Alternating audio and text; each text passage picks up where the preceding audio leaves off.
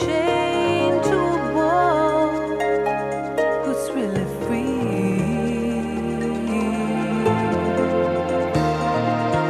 Maybe death is really cool. Maybe all of us are fools who light the way, who light the way. So I cry in the night sometimes. When I think of us, I cry in the night sometimes, and I think mistrust. Seems we've got a lot to learn. Ooh, a lot to learn.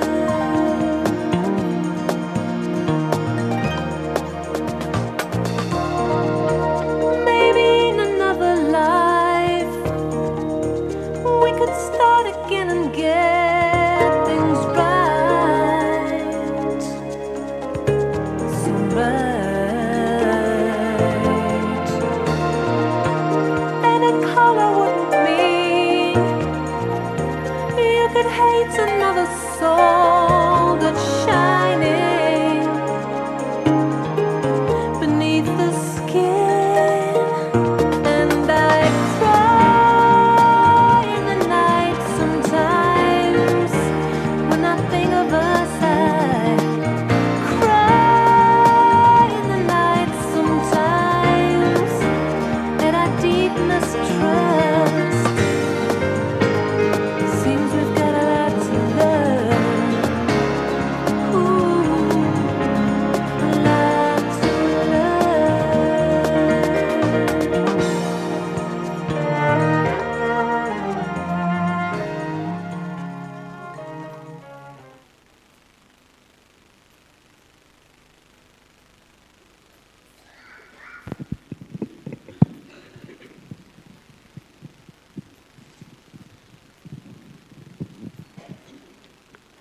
Shanti, and a very warm welcome to our panel discussion that is about to begin today.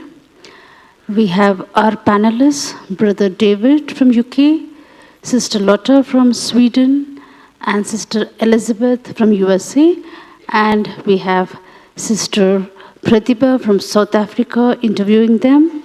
And the topic would be creating a stage of equanimity. So I would let Sister Pratibha introduce the panelists and a few words about Sister Pratibha. Sister Pratibha came to Baba at a very young age of 15, and she has been with Baba for over 38 years, and she had a fortune of serving in many places in South Africa, Durban, Cape Town, and she's currently based in Johannesburg. And she also has a very good experience of serving in interfaith gatherings and also especially with women's organizations. So today Sister Pratibha would interview the panel on the topic, creating the stage of equanimity. So over to Sister Pratibha. Om Shanti. And it's lovely to be with everyone here. I think I'm going to treat this not as an interview, but as a conversation. We know each other for a long time, and I don't have formal introductions for our panelists, but just to say, Brother David, he's been with Baba for many, many years. I think he calls himself Adi David. You know what that means? The first David to come to Baba. And I think in 1978, 76, around that time, yeah. So a soul with a lot of experience, but I think what I really always appreciate of Brother David is a lovely sense of humor, depth with humor, so it makes Gyan very digestible. And then we have Sister Lotta, and Sister Lotta has also been with Baba for many, many years. I got to know Sister Lotta particularly during the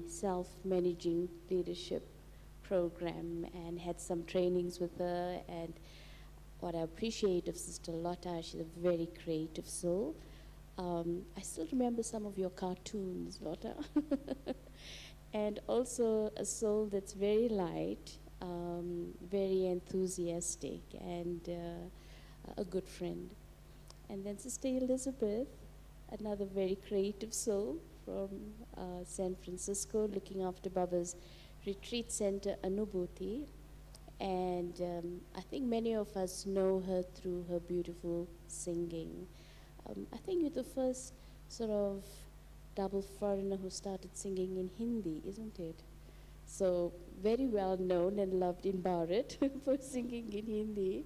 Yeah, long time ago. So lovely for us to just to be together and have this conversation on equanimity. When I looked at the topic, I was recalling that before I came to Baba, when I used to read the Gita, one of the things in the Gita it always said, and it sort of stuck with me, was that the sign of a yogi is that they will have that stage of equanimity. So it's almost like through our practices, that is what we achieve ultimately, that state where there is total balance within, there's total stability, a state of being uninfluenced. So it's quite a high stage, and I'd like to just explore it through personal experiences more than looking at it from a theoretical perspective. So the first thing I'd like to draw from each one of you is your experience of having witnessed someone responding from a place of equanimity. It could be a daddy's response, or it could even be your own response in a particular situation. And having witnessed that, what impression did that leave in you? What impact did that leave in you when you saw someone really coming from that place of equanimity in a situation that could have been challenging? So, I'm going to, whoever feels inspired to respond to that, feel free. Yeah.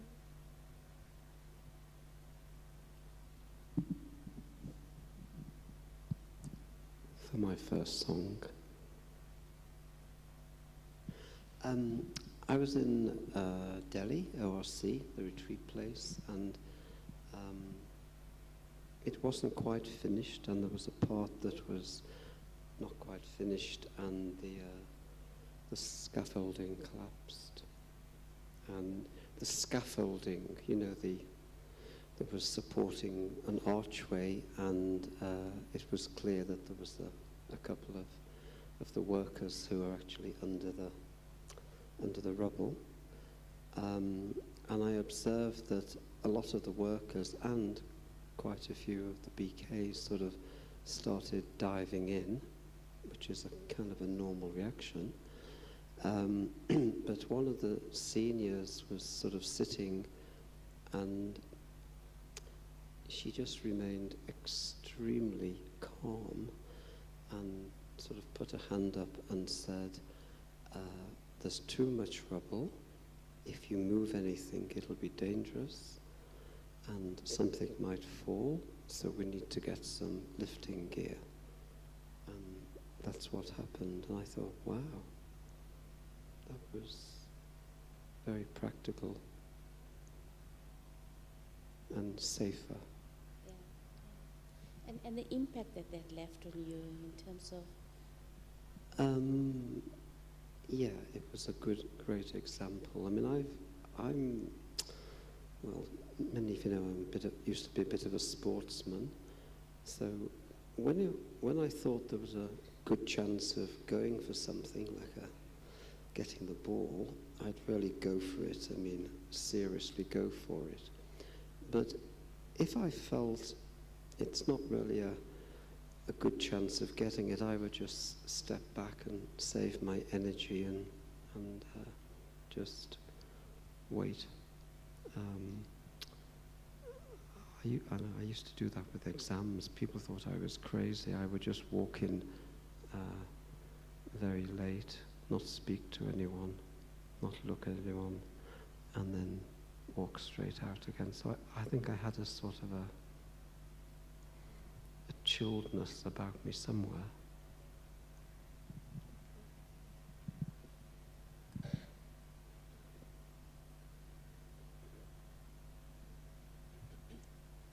I can actually not think of anything. At the moment, there's no such memory that's coming up.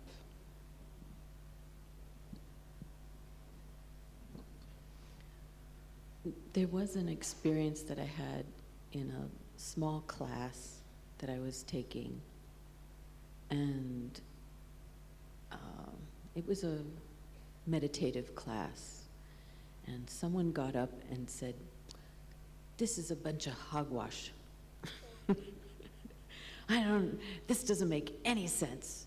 And I wanted to kind of come to the teacher's rescue. I was kind of lost for words. I didn't know what to say. I just kind of went, the teacher handled it so well. And it just made me go, what a great weapon. They just remained cool. And I could tell it was hurtful, that the teacher was, he wasn't bulletproof, but I watched how the soul adjusted to the situation, and it was such a lesson for me, because I tend to react, so it was really good. And often we see that when we react, you actually feed into the situation rather than actually shifting the energy of the situation. Yeah. You want to add something, David? Okay. Getting ready. Great. How do you define the stage of equanimity for yourself? How do you understand it to be? Well, the first thing one does, don't we, Judy? And we look in the dictionary and find out what it actually means. I mean, do you think the translators will understand this word equanimity? But we've kind of composure. They talk about composure, and they talk about basically remaining calm and stable and composed under stressful situations. And being a children's dentist for nearly 30 years, I'm retired now, I was able to observe the opposite of that for many years, what made people feel a little bit ruffled. And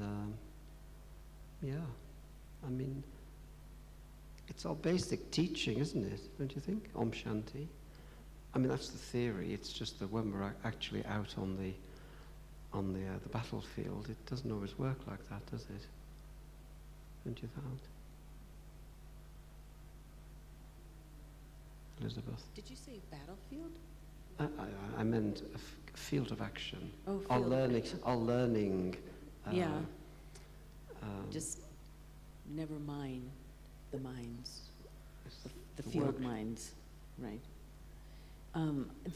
I remember once asking Mohini Didi had asked a group of us, this was some time ago,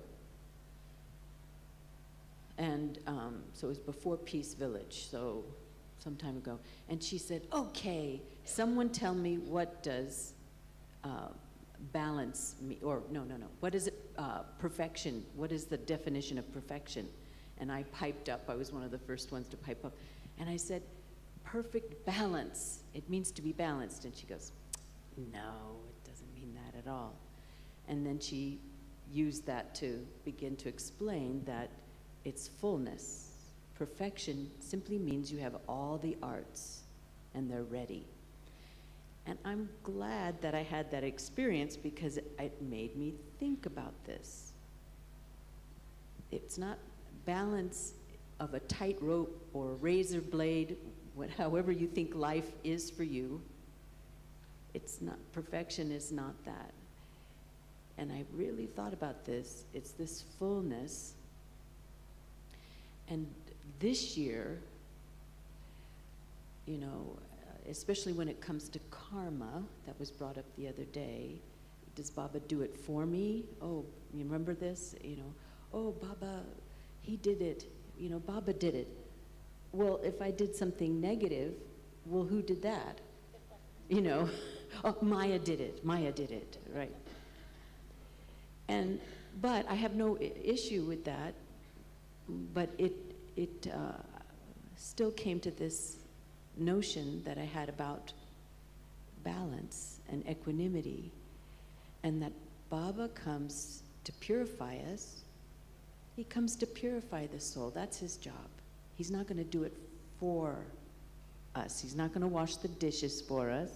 He's not going to sing the song for us. He's not going to design or plan for us.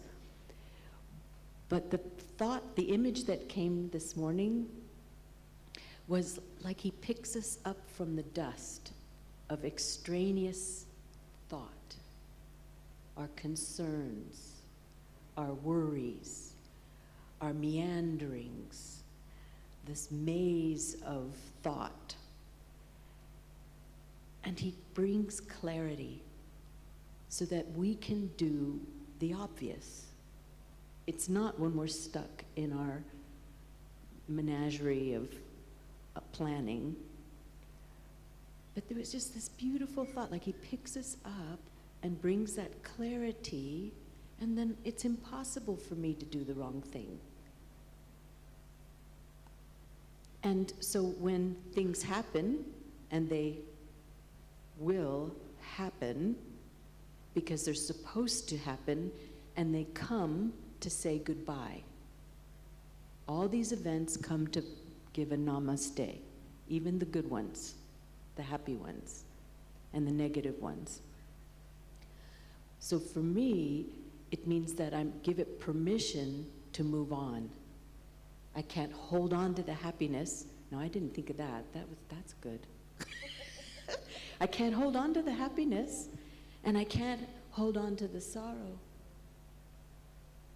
I have to be really stable on the drama. I really have faith in the drama, that she really is helping me move forward. So that's my thought on it. Beautiful. Lotta, you would like to share your thoughts?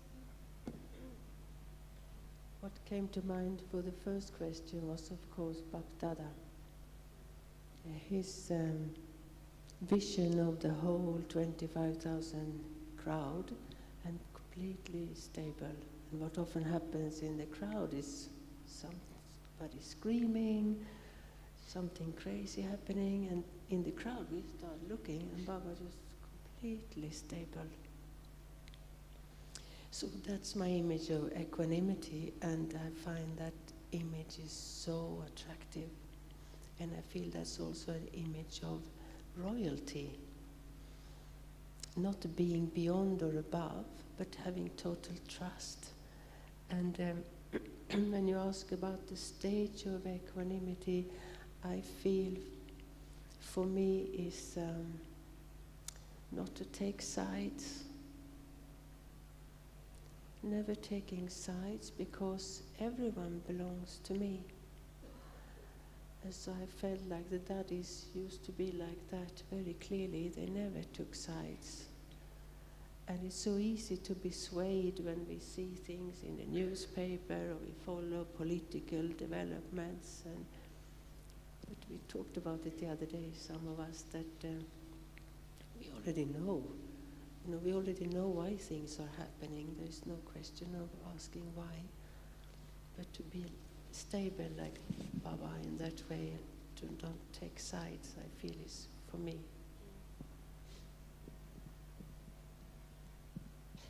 It's such a attractive stage, isn't it? To be trusting completely, as you're saying, not being swayed by things, and staying present but not influenced. So it's not like a withdrawal from things. You're present, but you're uninfluenced. But just wanting to know, like, sometimes we do react, or we have reacted in the past, and I was just, reflecting that the stage of being in the state of equanimity is very linked to our stage of self-respect as well. So when we've had that experience of maybe reacting to something or being affected by something, it does impact our sense of self-respect. So what efforts have you made when you found yourself reacting to almost restore yourself again, restore your sense of equanimity again, without feeling in any way less than, or feeling ashamed of having reacted, but just coming back to your state of self-respect again? So moments when you have sort of reacted or got affected, what did you do? What were efforts or what awareness or practices did you engage in to bring yourself back to that state of self-respect and equanimity?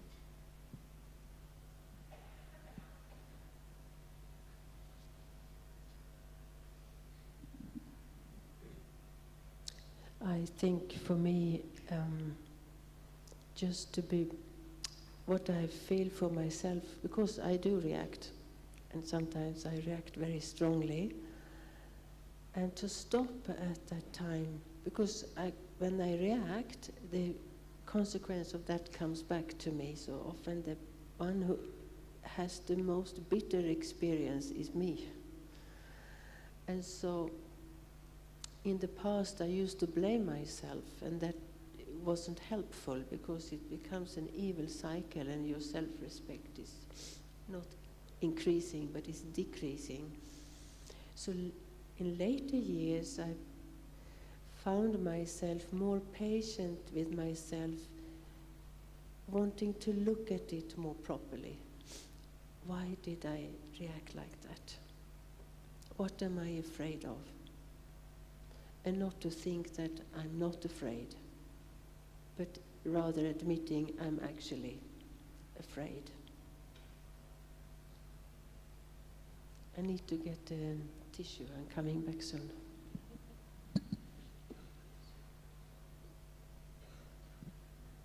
Well, until you get back, it was interesting what Lotta had said about not taking sides, but then also when perhaps someone opposes me, and being ever ready at every moment. I mean, that's the art, but at least for me, I feel I've achieved something if I don't react. And then there's an aftermath, there's sort of an after effect, ripple effect after. And just to breathe in that moment and just know that everyone, now this sounds like a fluffy statement, everyone's innocent, but but they are, right? Every one of us is innocent.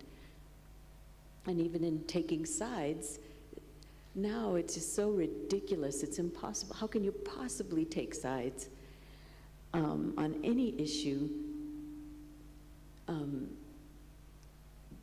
So just knowing that the other person is under an influence, and I might be someone that triggers I call them pop-ups. On the computer you get these pop-ups. You're going along and then all of a sudden this pop-up. And so it's like a sanskara that projects an image onto the drama, onto the scene. And they'll see you as their, whatever it is, their mother, their father, their whoever, their ex, their something, but it's none of my business. But I just believe in them. That's what gives me breathing space. And in my mind, I just kind of go, I believe in you. I understand. But that's just what I do. And they're not going to respond favorably right away, are they? It's just to keep me from reacting. And you have to allow them to find their breath, their space, their process.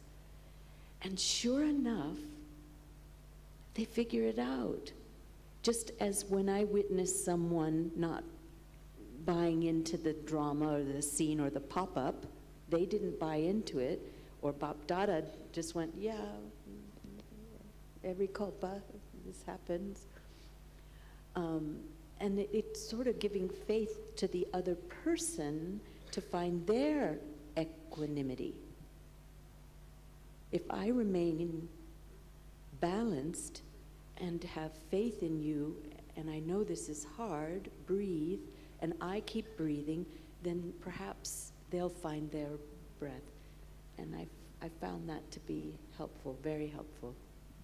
And it's such a beautiful way of showing respect, because you're almost, in responding like that, you're almost saying, I know you better than this reaction right now.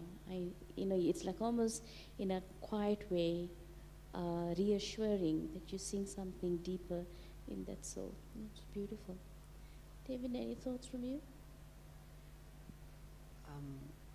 Just sort of jumping back to this thing of perfection, balance and stuff. You're talking about fullness, because Baba's balance is 100% on either side, not 50-50. So I like this idea of stuff being fullness.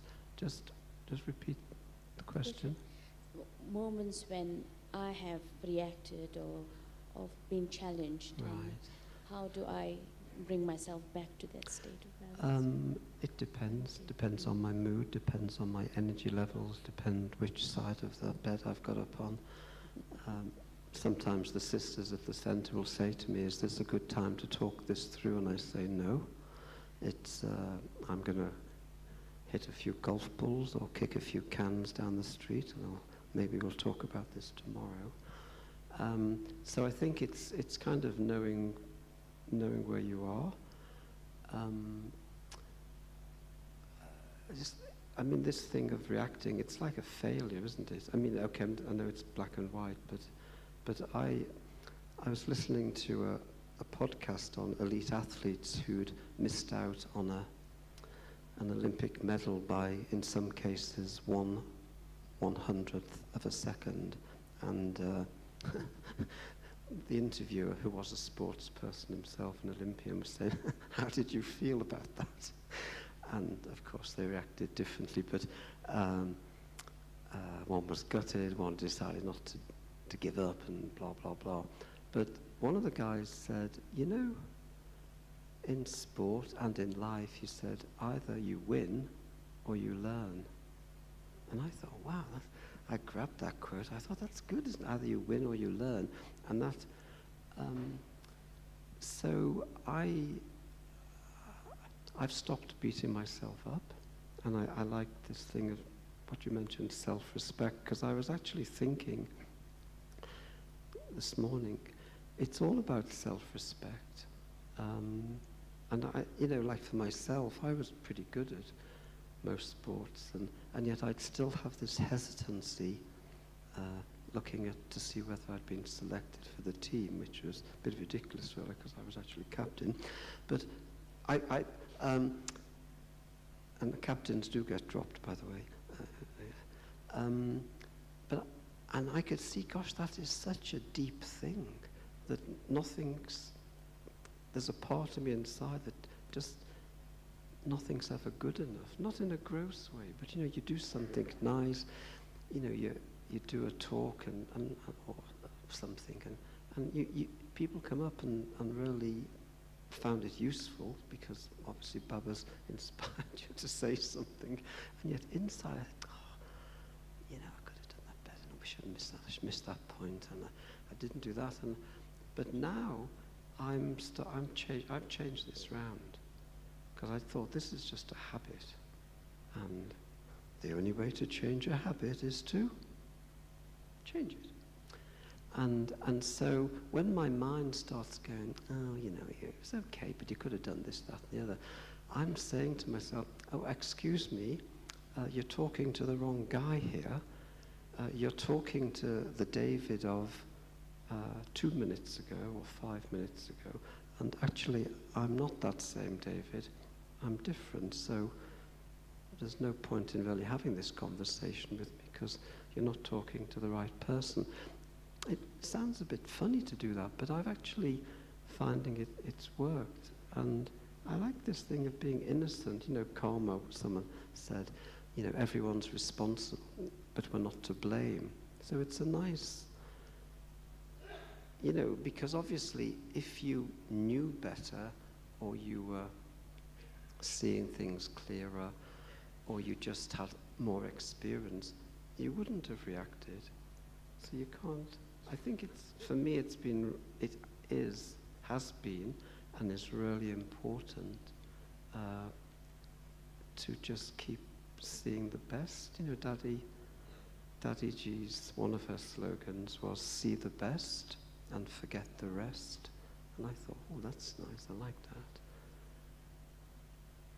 Because we have, I mean, okay, I'm sure it must be for all of us, we have such a deep, deep, deep habit of, well, you know, negative thinking, basically, but of not seeing our greatness or our goodness of what we've achieved. And it's very debilitating. I mean, it's taken me a long time to come through this. And I still don't get it right all the time, but I feel like I've turned a corner. And you know, even people say something nice to you when you've done something, and I would, yeah, and kind of try to deflect it. And now I'm thinking, actually, yeah, Baba helped, but actually, yeah, that was okay. And I'm allowing myself to, well, not the right, accept a compliment's not quite the right thing because it's Baba in that sense, but I'm thinking, yeah, I did prepare okay for that, and what I shared was kind of okay, so that's good. And it could have been, you know, you could add, there's always room for improvement, isn't there? So, I don't know if that's answered your question, but it's more like a mindset that I've changed, actually. Yeah, beautiful. You know, I was just thinking that one aspect of equanimity is also this thing about having love for all equally, in a way. And Dadiji was such a great example of that. You really felt it in her drishti, that sense of total respect for everyone, no matter who it was.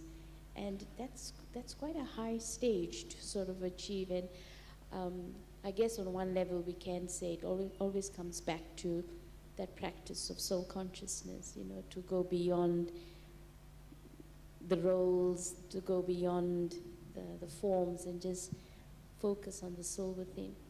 But one challenge that comes up in our relationships is that when I've taken sorrow, and it's like there's a memory that gets imprinted because of that experience of sorrow that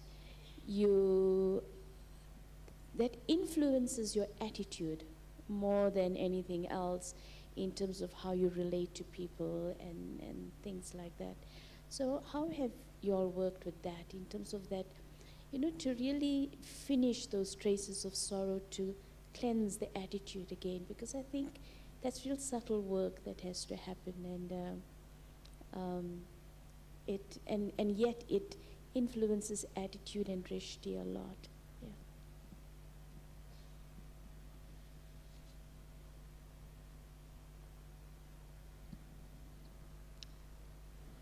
So now, uninvited, we enter the field of trauma. And so sorrow is connected to pain, which are, what you say, hurts. in the soul. And if they are not healed, they will come up in the form of reactions or blocks in relationships. So personally, I'm very interested in exploring the field of trauma for this reason of healing the pain of the past, because otherwise it's very difficult to move ahead. And I feel the understanding of just to be trauma-informed widens my perspective, because I'm thinking I have to be soul-conscious, I have to be soul-conscious, but sometimes it's just a mantra in my head, but I'm actually not. I'm still a victim of my past or the things that holds me back. So I think I should have pure heart, and then a certain person come up and a certain memory, or I meet a certain person and there is a certain memory, and I feel, I cannot be neutral. And I don't feel bad actually in relation to them, but I feel bad about myself that I have those feelings. And so that prompts me that I want to heal those wounds, because they may have played a role in a situation that was hurtful for me, but understanding karma, I understand it's my karma that needs to be healed. And I feel taking care of that is also a gesture of self-respect, a love for the self, wanting to take care of those hurts and not feeling guilty about it or feeling bad about it. So that gives me hope. Yeah, thank you, Lotta, because you reminded me of something. Because sometimes it's difficult to witness your own mistakes, right? But then what if somebody you really respect witnesses your mistakes? And you spend the rest of your life trying to fix it, rectify it, prove them wrong, you know? But it just makes it worse, doesn't it? Do you think? You know? So then, but as you were talking, I kind of got a little tickle. It was a feeling like, yes, yes, yes. Because the first thing I had faith in was drama. You know, because the theatrical background that I've had. And I always sort of saw that everyone is an actor. They're all playing their parts. And these people that have witnessed my mistake were designed to be there as a witness, to help me, to mirror, and that they're actually my friend, that they too are my friend, and that even that whatever inner child or whatever who seeks that friendship with the self, does that make sense? Am I getting too esoteric? But the soul consciousness, you know, how to embrace soul consciousness. And in my mind, and perhaps maybe why the honeymoon period of Brahman life is so charming, is I really feel Baba embracing that inner child. And you could almost go through any series of events and it doesn't matter, you know. But then as we mature, take on more responsibilities, then we get invested. We get invested. We want an outcome. And that's where I saw, oh, the needle is stuck in the record. So so balancing, if I could use this as a metaphor, remember those record players? And the needle on the record, it has to be just so delicately touching. And if I get invested, then I'm stuck in the drama, and notice how it repeats. Oh, here we go again. Oh, here we go again. But then when I go, wait a minute, and so I changed it, this person that witnessed my mistake. And I went, thank you, in a way of not so much to the person, but that the design, that the drama is designed to help me to move forward. And that's where it gives me a tickle, like, you know, it's okay. It's all designed. Does that kind of, okay.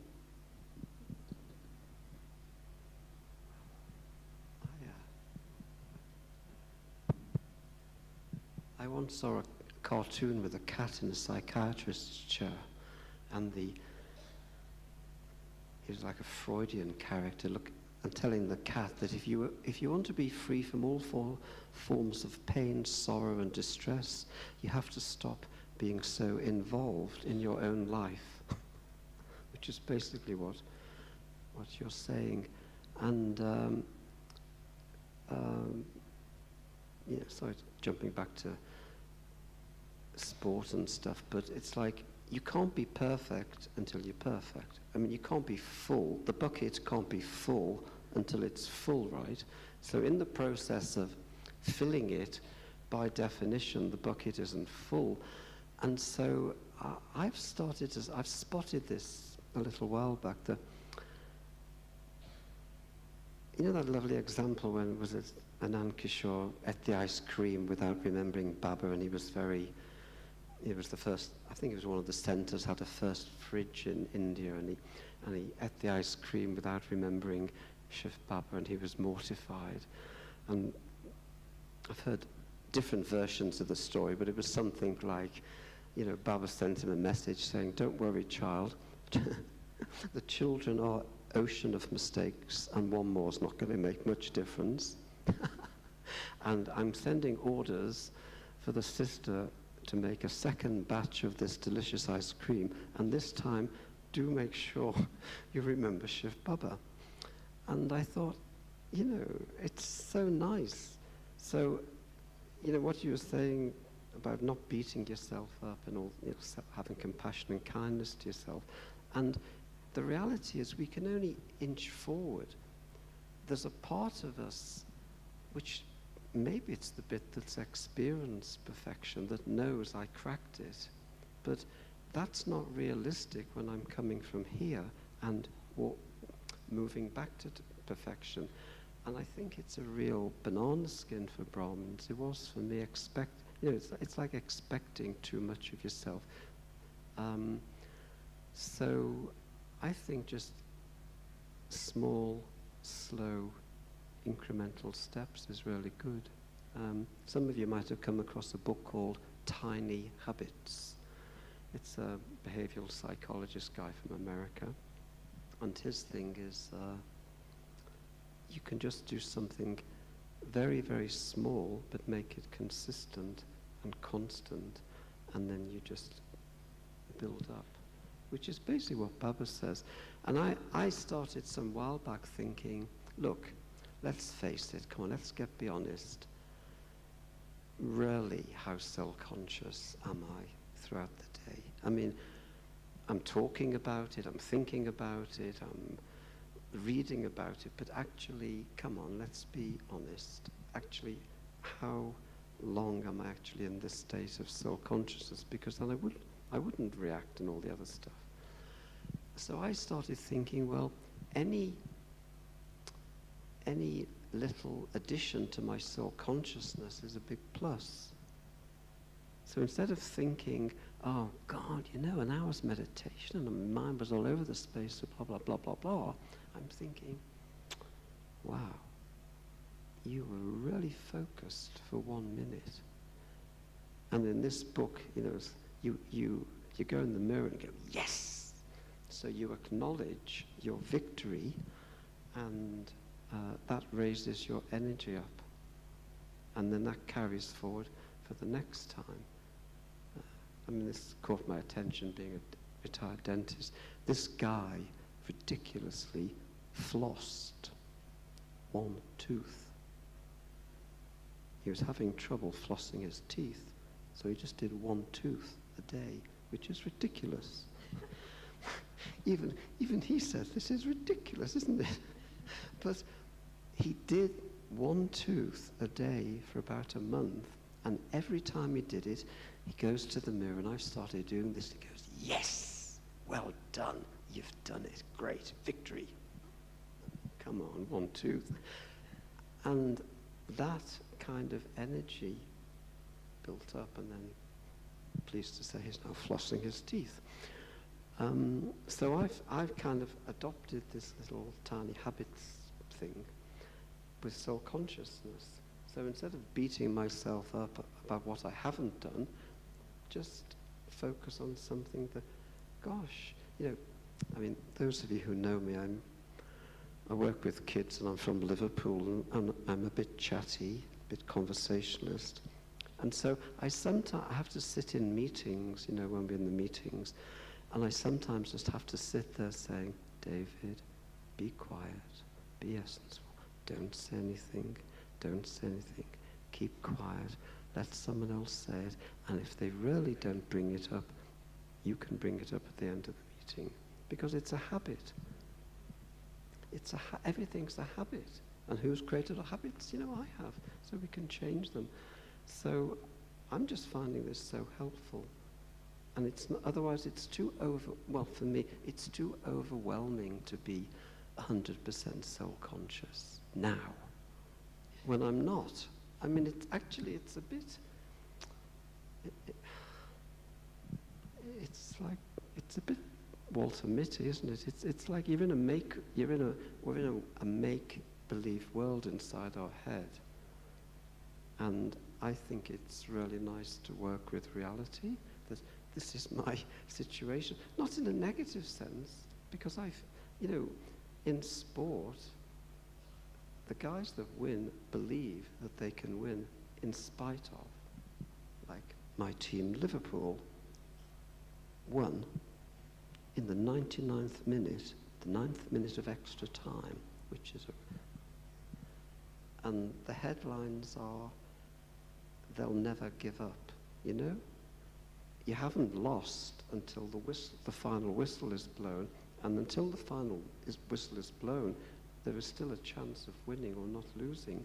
And I thought, what a great mindset. So, sorry to bring up football, guys, but Yeah, I like that aspect, that everything is a habit. And even identifying with our traumas is a habit. So really to see that we can take that one step at a time as you're sharing, and just de-identify and identify with something deeper in ourselves, in a way. But don't you think, if there is, we have been traumatized. So body consciousness is it's trauma. You're traumatizing yourself because we're out of our truth. And so I'm finding at our NC, coordinators meeting recently, it was so authentic. It was just so refreshing. And I think, I don't think it's being negative, identifying traumas or identifying weaknesses. If I then decide, right, I've spotted it, I've labeled it, maybe I can see behind it, and I find it useful if I do react to actually, maybe not at that time, but look back and see what were the conditions that made me more likely to react, like, I was tired or whatever, so that then you can think, okay, so I can make steps to do something differently next time. That expression, what is it? Pain is compulsory and suffering is optional, or something like that. So I think, pain is compulsory, or it's offered to you, and experiencing the sorrow from trauma is probably a choice, unless you've got a physical condition, and it's a delicate topic, because some of Baba's children do have a physical condition, where they experience trauma and things you say trigger things. So that's a little bit different. But I think we can just change our answer. Okay, but can I stop feeling so bad about the negative stuff? And if I can't do it 100%, can I can I just experience 75% feeling awful? Or, 95%, that's a 5% decrease in feeling awful. Now, if you flip that over, that's a pretty good success. And, like flossing one tooth, it's a springboard to do something different. But at least you're giving it a chance. I mean, you're to identify it, is what I heard, and see it. Label it. Because Maya doesn't want to be seen. It wants you to feel guilty and shame and all of that. But then on the other hand, I heard something, what was it? Mohini Didi and Avyakti Parivar. Oh, I make Maya my friend. Something like this. In the sense of demystifying even this Maya business, that yes, it comes to say goodbye, like you said, to win or learn. Isn't that a different whole way of looking at our Brahmin life? So we're never losing, and that makes me stable. That makes me feel more wholesome. I think we want, doesn't that sound nice? That we want to be whole. I want myself back. But isn't it a bit weird? I think, doesn't Maya mean that which is not? And I'm thinking, why am I putting so much energy in trying to fight with something that's by its nature is illusory? And Baba talks about, I know Mohini Didi talks a lot about this on the Avyakti Parivar. I can be battling out in my acquired stuff and all the outside of the bullseye, but if I can just move into the middle, that original, pure, eternal me, which we all have, when you touch that, it just feels so nice. You don't want to come out of that. And but for me, the practical day-to-day thing is that does happen, and I've experienced that, and it's beautiful and liberating and gorgeous. And it doesn't happen for me every day. And so I feel, for me anyway, I've got to be looking at the times when I'm not in my original eternal stage, which is probably a lot of the time, and I've got to be practical and work with that and gradually increase my percentage of feeling less lousy most of the time. No. And in my experience, it works. This stuff works. If I think where I was, 40, 30 years ago, even 20 years. And even actually, I feel complete. I was lucky enough to be in Madhavan in October for the Peace of Mind retreat. I feel completely different to then. In fact, I feel different to yesterday. Because the reality is, none of us are the same, are we? I mean, we're different when we walk off this stage, aren't we? And you guys, every time we go into a mauling and come out, we're different. And yet, there's a bit of us that's holding this old me. And it doesn't exist anymore, does it? Does it? Am I being delusory? I was just going to share a story of trauma that I witnessed. In San Francisco, it was 1989, October 17th, when the earthquake happened. Do you remember that? I was downtown, a couple of blocks from the ferry building, outside, walking to the bus. And then the earthquake happened, and I was a new BK, so I just beamed up to Baba, and I had a great time.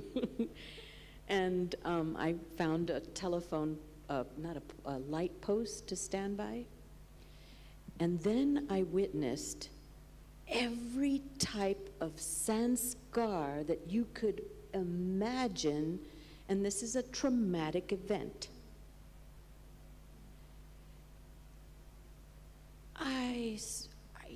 It happened quickly, but so much happened in that moment. One man, and they were digging the street, so there were these 6-foot wide trenches. He ran across the street, cussing every word, angry, angry, angry, his papers flying everywhere. Another man in the distance opened his arms. He had a briefcase, he had a suit, opens his arms, and the women in front of him felt his energy, turned around as if it was choreographed, turned around and went under his arms at the next light post. Like, it was like you wouldn't have believed it if you staged it, you know?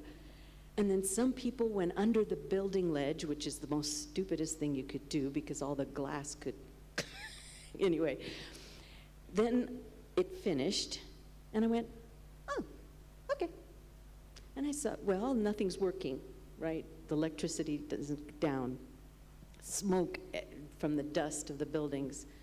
And I'm walking along, and I'm just like a little bird, like a fly. I don't know what, you know how you want to be a fly on the wall, you know, just observer? I was totally in observer mode. And I see people coming from the underground, and I saw them coming out with disbelief that everything was still standing. And that was their mode.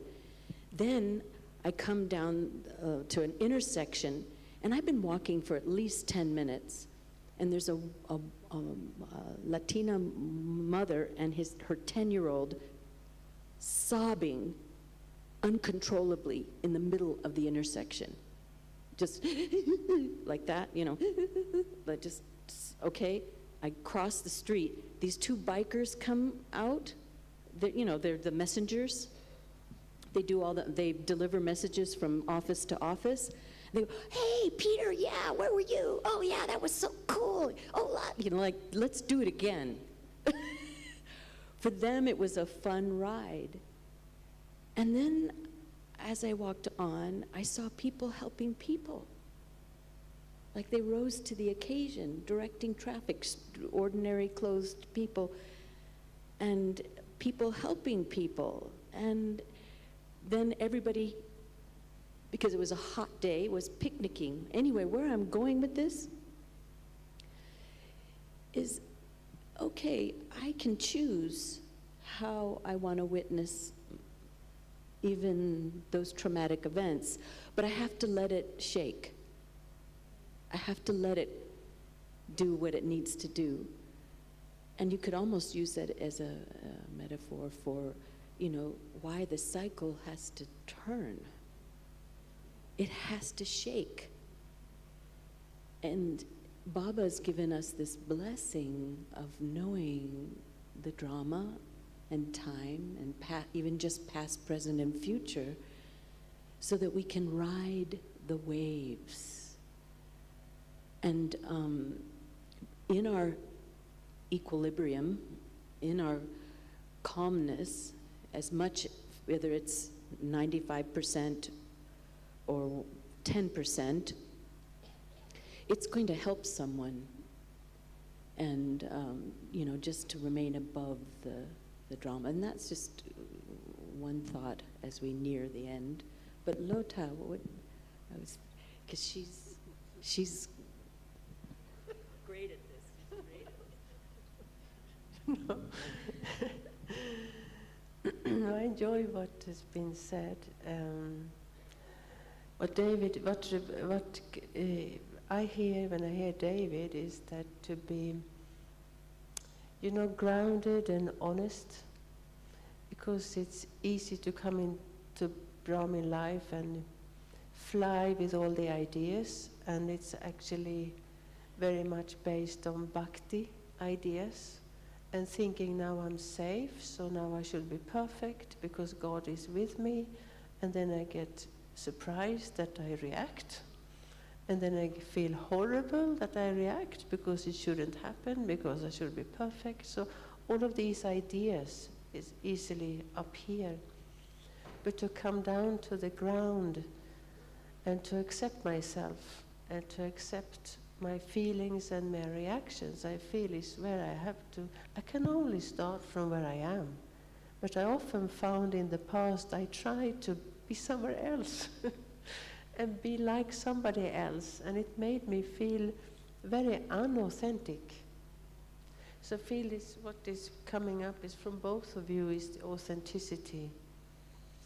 And then, and I feel that when I find my feet in the present, I don't worry about the future or worry about what other people think of me. It's like I find myself, I find Baba, and where is my next step? And what you were saying also, Baba has said in Murli several times that remember me in drops. So collect the drops of remembrance and let them increase. And he often used the word sada, meaning constant. So the constancy is more important than doing fantastic impression of effort. So the regularity, but that takes maturity, it takes patience, it takes love on a very deep level, and not being hysterical. So, yeah. I'm getting signal that the time is up. I'm just thinking, I'm listening to myself now talk like this, but some years ago I wouldn't be talking like this. Because I'm just thinking, I have to kind of remind myself what I was like X number of years ago when I first came in. I was a bit of a, what I call a space cadet, you know. But looking back now, I can see, yeah, I've changed, and all of us are changing, and anyone even coming in now, it's change. So it's not that you come straight to this stage. I guess that's what I'm saying. Yeah. You know, it's taken time, but I think that's okay. Yeah, I just like to end off with that aspect, that definitely there's just a feeling of the family maturing, you know, and I think even the IR retreat, the feeling was that we've been on this journey a long time, and I think everyone is wanting our Brahman life to be authentic, but also to be very real and to be grounded in something that's true for the self in that way. And it's lovely to see this collective wave unfolding within the family, and that we can feel safe with each other, that we can have a conversation like this. So thank you very, very much, and I think it's a good point now for us to just have some yoga together. Thank you very much. Shanti.